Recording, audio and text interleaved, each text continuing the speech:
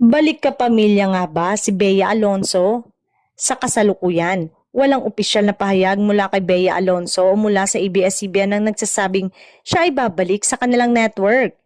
Never pa rin nagkaroon ng panibagong kontrata o anunsyo na nagpapatunay sa pagbabalik niya sa kapamilya.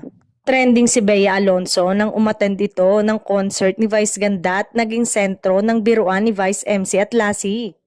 Spotted din itong kasama ang boss ng ABS-CBN matapos ang show ni Vice.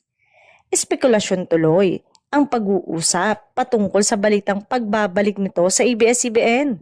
Si Bea Alonso ay opisyal na lumipat sa GMA Network noong July 2021 matapos ang halos 19 years na paglalakbay sa ABS-CBN.